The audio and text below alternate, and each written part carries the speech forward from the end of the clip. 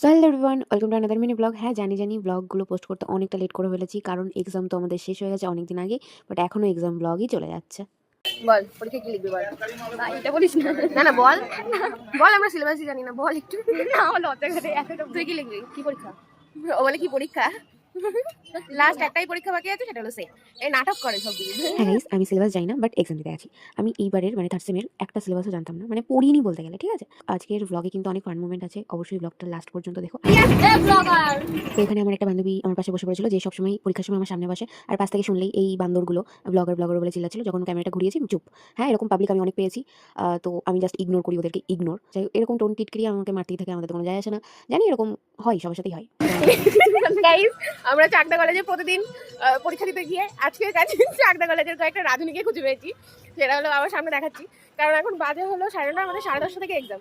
এখন এরা এত তাড়াতাড়ি হাঁটছে কেন আমি বুঝতে পারছি না, ওরা কি রান্নাই করবে, তাই বললাম রাধুনি। রাধুনি যাচ্ছে। এ হ্যালো গাইস, কাকা হাই করে দে। হ্যাঁ হ্যাঁ ঠিক আছে, পারফেক্ট পারফেক্ট। রাধুনি যাচ্ছে, ওরা খিচুড়ি রান্না করবে গিয়ে। আমরা দুজন খেতে যাচ্ছি। গাইস, এটা রান্না করতে এসে রান্না করিনি, লোকের বাড়ি এসে বসে আছে।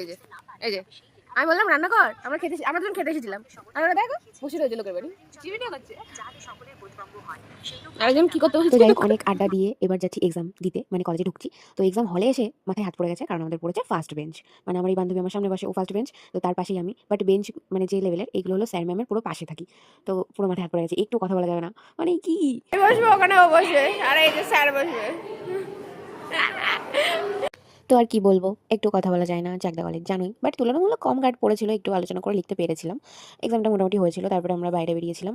তো সবার সাথে দেখা করে তারপরে বাসে উঠে, মানে বাস স্ট্যান্ডে এসে, এরা দুজন ফ্রুটি কিনেছিল, মানে আমরাই কিনে এনে দিয়েছিলাম, ফ্রুটি নিল ওরা, আমরা দুজন নিয়েছিলাম ফিস। তো পরীক্ষা শেষ মানে আনন্দই আলাদা, মানে আনন্দ করতে করতে এসেছি, সব গল্প করতে করতে। তারপর তো বাড়িতে এসে প্যাশন ফুড কেটেছিলাম, কারণ তোমরা এর আগে একটা ব্লগে দেখেছো যে এটা আমার একটা বান্ধবী দিয়েছে, এটা দেখো পুরো শুকিয়ে শুকিয়ে এসেছে, বাট খেতে কিন্তু অনেকটা টেস্টি ছিল।